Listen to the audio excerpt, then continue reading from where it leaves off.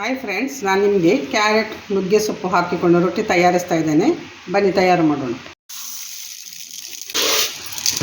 2 ಲೋಟ ಕಟ್ ಸಾಂಬಾರು ಅಕ್ಕಿ ತೊಗೊಂಡಿದ್ದೇನೆ ನೋಡಿ. ಇದನ್ನು 4 ಗಂಟೆ ನೆನೆಸಿಡುವ.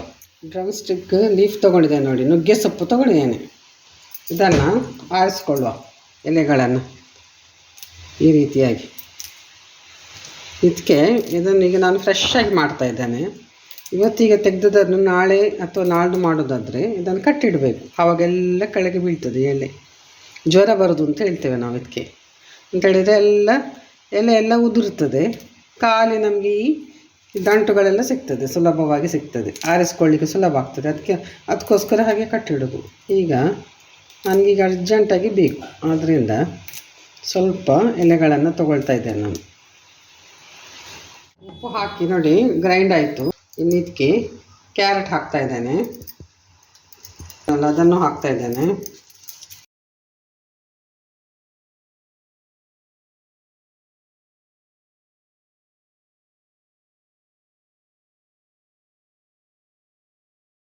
ಒಳ್ಳೆ ಕಲರ್ ಕಾಂಬಿನೇಷನ್ ಇದೆ ನೋಡಿ, ಹೇಗೆ ಕಾಣಿಸ್ತಾ ಉಂಟು ಈಗ ನಿಮಗೆ. ಕೇಸರಿ, ಬಿಳಿ, ಹಸಿರು. ಇದನ್ನು ಮಿಕ್ಸ್ ಮಾಡಿಕೊಳ್ಳುವ. ಈರುಳ್ಳಿ ಒಂದು ತಗೊಂಡಿದ್ದೇನೆ, ಅದನ್ನು ಕಟ್ ಮಾಡಿಕೊಂಡು ಇದಕ್ಕೆ ಹಾಕ್ಕೊಂಡು ಮಿಕ್ಸ್ ಮಾಡಿ. ಈರುಳ್ಳಿ ಹಾಕ್ಕೊಂಡೆ ಎಲ್ಲ ಮಿಕ್ಸ್ ಮಾಡಿಕೊಳ್ಳುವ.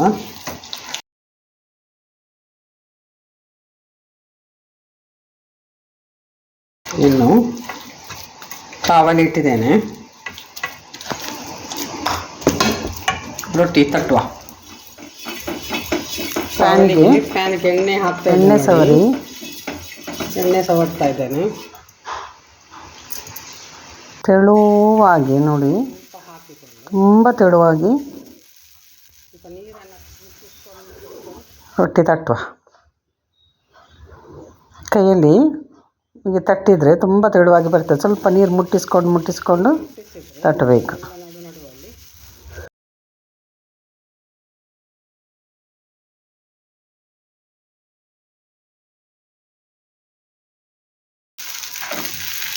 ದೋಸೆ ಕೂಡ ಹಾಕ್ಕೊಳ್ಬೋದು.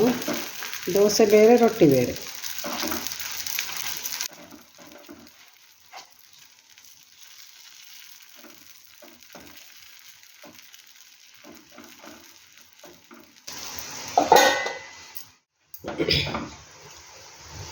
ಫ್ರೈ ಆಯಿತು ನೋಡಿ.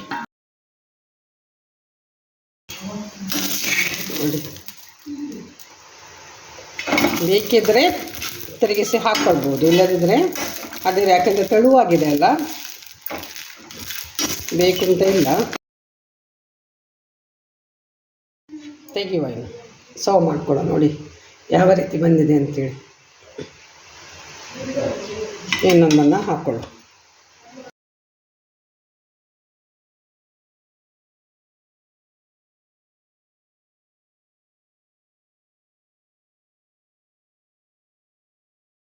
ರೆಡಿ ಆಯಿತು ನೋಡಿ ನುಗ್ಗೆ ಸೊಪ್ಪಿನ ರೊಟ್ಟಿ. ಯಾವ ರೀತಿ ಮಾಡೋದು ಅಂತ ನೋಡಿದ್ರಲ್ಲ. ಆರೋಗ್ಯಕರವಾದ ಬೆಳಗಿನ ಬ್ರೇಕ್ಫಾಸ್ಟ್ ಇದು, ತುಂಬ ಚೆನ್ನಾಗಿದೆ. ಅದರೊಟ್ಟಿಗೆ ಕ್ಯಾರೆಟ್ ಕೂಡ ಹಾಕ್ಕೊಂಡಿದ್ದೇನೆ. ಒಳ್ಳೆ ಕಾಂಬಿನೇಷನ್, ಕಲರ್ ಕಾಂಬಿನೇಷನ್ ಚೆನ್ನಾಗಿದೆ. ಹಾಗೆ ಹೊಟ್ಟೆಗೆ ಕೂಡ ಒಳ್ಳೆ ಹೇಳಿ ಮಾಡಿಸಿದ ರೆಸಿಪಿ ಇದು.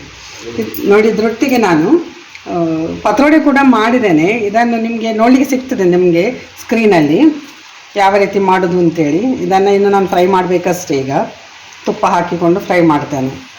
ನೀವು ತಯಾರು ಮಾಡಿ, ಅಲ್ಲದೆ ಕಮೆಂಟ್ ಬಾಕ್ಸಲ್ಲಿ ಕಮೆಂಟ್ ಮಾಡಿ ನನಗೆ ಯಾವ ರೀತಿ ಆಯಿತು ಅಂತೇಳಿ. ನಾಳೆ ಇನ್ನೊಂದು ಹೊಸ ವಿಡಿಯೋದೊಂದಿಗೆ ಬರ್ತಾ ಇದ್ದೀನಿ. ಅಲ್ಲಿವರೆಗೆ ಕಾಯ್ತಾ ಇರಿ. ಬಾಯ್ ಬಾಯ್.